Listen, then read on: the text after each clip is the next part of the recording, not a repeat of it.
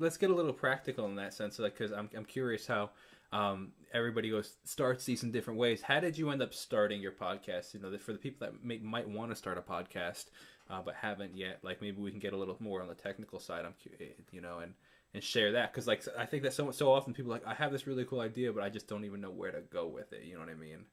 So if you'd be able to Yeah. elaborate on that. Well, researching is the first thing. But even that's hard because you could do research, and like we said before, I think it was before we started going live, but I asked you about your camera. You know, like you could do research, but 10 different articles could tell you 100 different great cameras. Yeah. So it's hard to know. But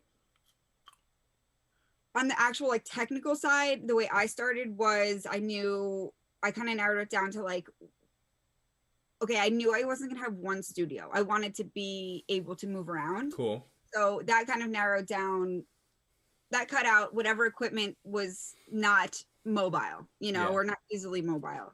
And then from there, my go-to place is B&H in New York City. I think there's only one. I think it's only a New York based sort of like, it's almost like a Target, but for like all high quality equipment, you know, sure.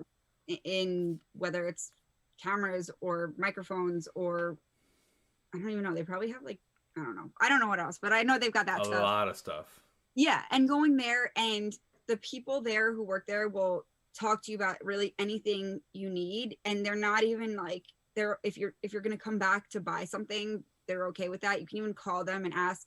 So I pretty much just did my research and then also tried to get opinions and talk to other people who were already using equipment and such to understand what actually would work for me. And so that was when I finally bought my equipment. That was probably like 2017 or 2018. And I didn't end up launching my podcast until 2020 because so much goes into it. And also I was super busy working, and I was thinking of banking content, recording content, banking it, editing it, and then releasing it all at once, which I did end up doing for the first season. But now with my second season, I'm all in. So I'm doing it.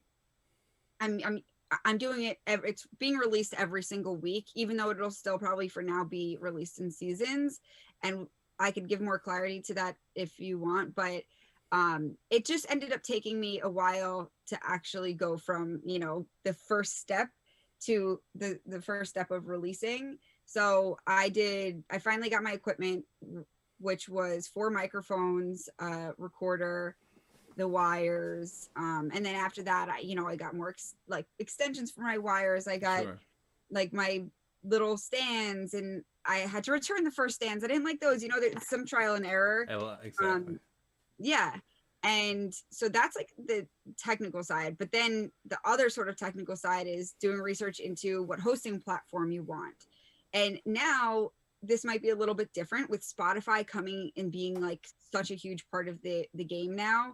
But from what I've always understood from all the research I did then and up until, probably end of 2019, is that you need a hosting site to be able to, and that's one place where you pay. I think some of them are free, but generally you pay like $15 a month, $20 a month. You can even pay as little as like 5 or 10, depending on which platform. And this is where you actually upload your content to, and it blasts out to all of the platforms that you might want your listeners to I guess you'd call it stream on, listen on. And so that took me a while to learn. And then there's the figuring out your logo. Like, I'm not a graphic designer, but I've learned to have a bunch of hats and, exactly. Canva, or start teaching myself Final Cut Pro, etc. So that's kind of the overall gist of absolutely those technical logistics. So I want to talk about the last thing you just talked about with the logo, wearing the different hats. I've been wearing so many different hats for so long, whether it be the video editor or the production manager, or like just there's so many different things. You know what I mean? Like the tech guy, where I don't know anything about the tech, but I got to figure it out, otherwise it's not going to work. You know what I mean? So yeah. I'm curious, or even like you said, the logo designer. In working, so for example, your podcast, or even just in work in general, what have you found? I'm trying to phrase this in the best way possible. What have you found is the best way, like, or some of the troubles or benefits of working all by yourself or with a group of people? And like, for example, the reason I'm asking is I like essentially working it by myself because I like doing the logo myself because I have a deadline that I can get done. Otherwise, I'm waiting 3 weeks for some guy to send me a a demo that I don't like that I have to wait another 3 weeks for. And I'm just curious on your experience with that, because I know you went from like working a corporate job to now something essentially more like on the podcast is a bit more of yourself. So, I'm sure you worked in teams there, but Yeah.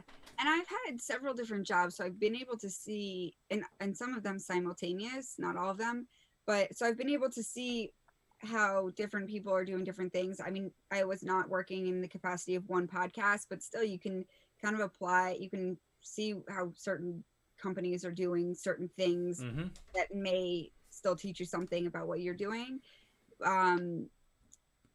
But I mean, what I like about doing my podcast is I own this thing, so it's going to look and sound how I want it to look and sound. So it's great to have that creative control. I think working on a team is amazing too. And it just depends on what you're working on. I've Sure. never worked on a team for my podcast, so I don't even know what that would look like. I would love for it to evolve that way, because I do love working on a team. And I believe in using everyone's strengths to the benefit of whatever you're working towards. So I like both, but it's also hard to do it all on your own because like I'm not a graphic designer. So me figuring out how to make my logo is, utilizing my first logo is with my best friend, and she just was better at certain little, websites that can help put this together, put a logo together. So she helped me do that. But then you can also use, like, right now I'm probably going to test this out with Fiverr. So there's different websites True. and stuff that you can use and hire someone for pretty cheap most of the time, to help make your graphics. But also, like, Canva is the best, I use Canva for everything. It's the best. You can essentially make your own graphic for your podcast right there if you want. Absolutely. So there's pros and cons, but I think the biggest pro is that you make yourself so incredibly valuable by having to learn how to be, Absolutely. the sound person, the graphic designer, the video editor, the audio editor. So I'm very grateful for it, but it can literally be like a full-time job. Absolutely, 100%. I couldn't agree more.